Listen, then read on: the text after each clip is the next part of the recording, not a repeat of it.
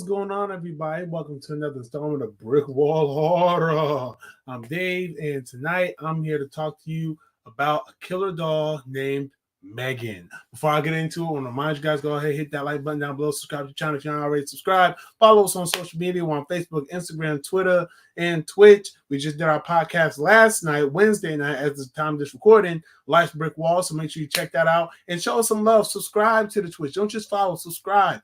We got some cool content coming up over there soon. We got some big changes coming on. As we continue to move on through the rest of the year, you'll be excited. I know I am. So anyway, that's enough hyping that up. So Megan. So check this, right? This is not going to be a long review at all. I promise you, right? So this was streaming on Peacock, right? The theatrical and the unrated version. I planned to watch the unrated version before I did this review. However,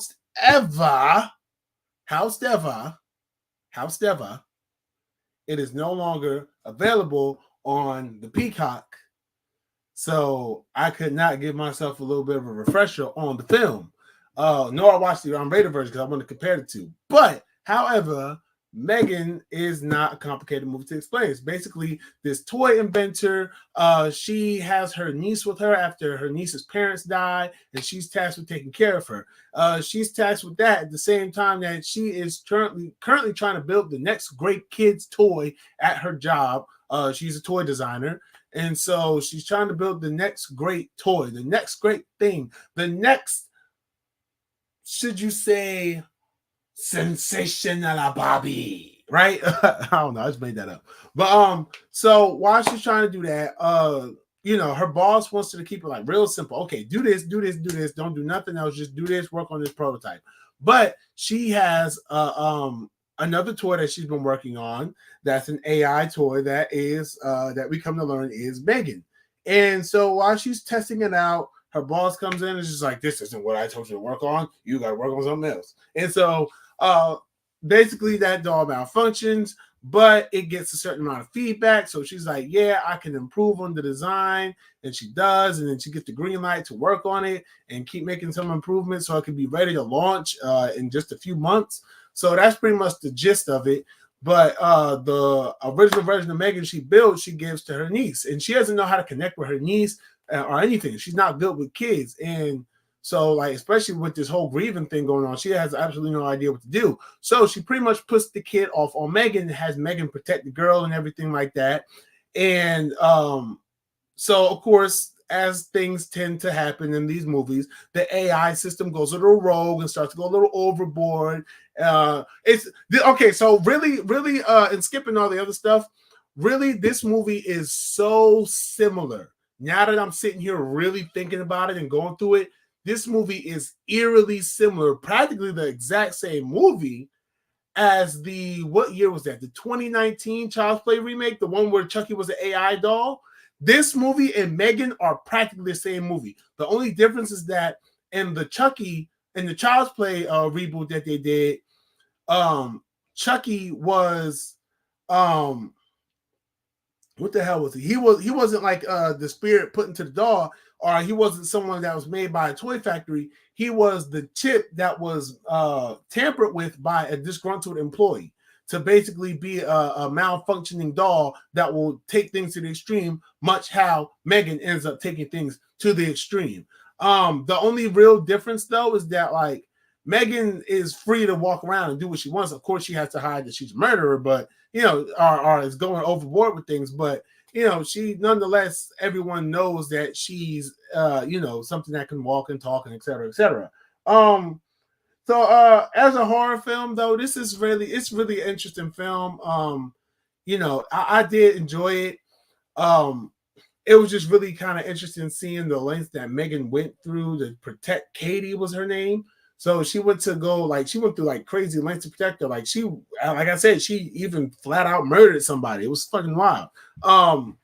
Yeah, she was wild though. Like Megan, she would like, it was a part where she had like the fight with the aunt who was basically her inventor, and she's just like, if you do something, I will kill you and I will kill her too. And it's just like crazy. Like Megan turns the hell up, and I like that.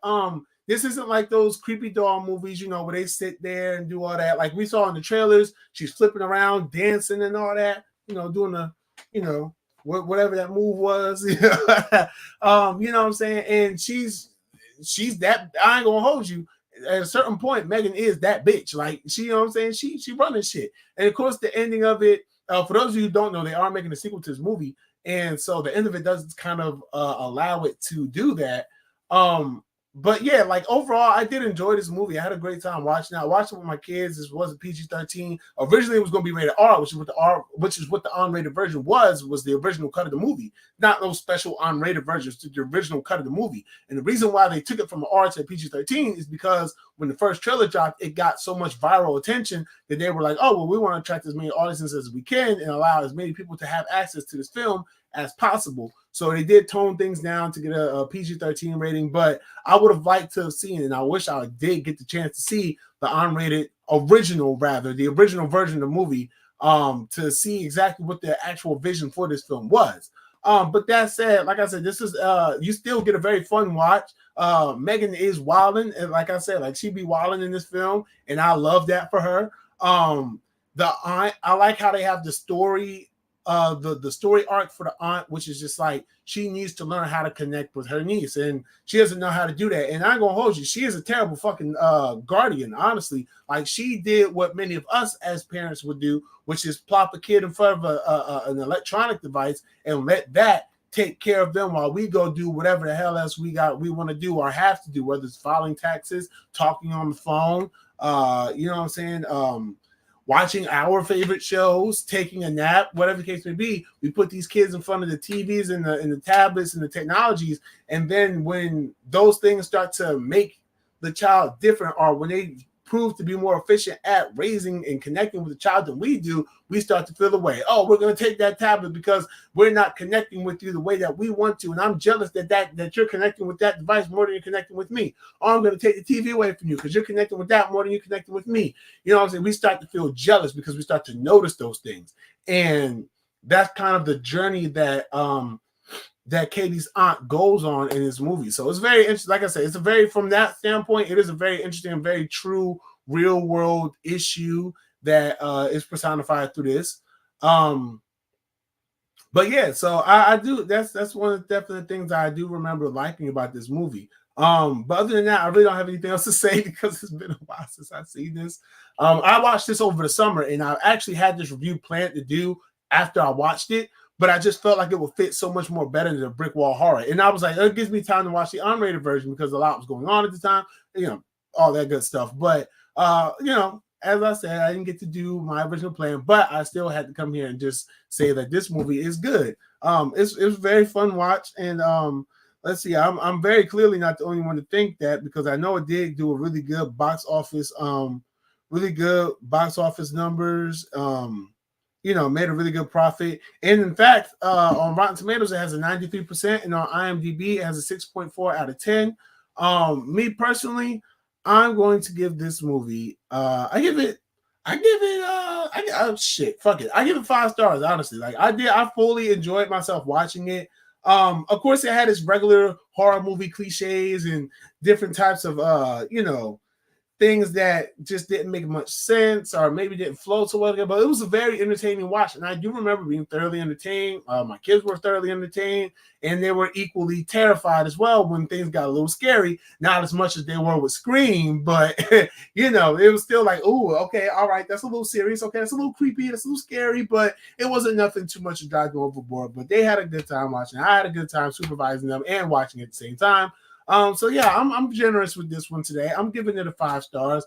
But if I were a little less generous, I'd give it a 4.9. So it's still up there for me. I did enjoy this film. So definitely check it out wherever you can check it out at this point, because apparently it's not on Peacock anymore. But Megan, check it out if you haven't seen it already, and prepare for Megan Part 2 or Megan 2.0. I think that's coming out, if not next year, then the year after that. But with that said, that's all I have for you guys tonight. Thank you all for tuning in. Keep tuning in to BrickWall Horror. I'm still trying to figure out why this chain here keeps falling.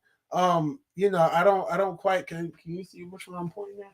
Yeah, I don't quite get why this chain is still falling. I've put it up so many times, but you know, I don't, you know, It's been getting a little weird in here lately, so I don't know. We're gonna have to keep an eye on that. But anyway, that's neither here nor there. But so with all that said, though, thank you all for tuning in. Like I said, remember, hit that like button down below, subscribe to the channel. Shout out to Jeremy J Fit. It's his birthday today. Woo woo! Hey! And make sure y'all tune into the podcast BrickWall when we return next week. And follow us on Facebook, Instagram, Twitter, and of course Twitch. And until next time, you all be easy, stay breezy. Peace.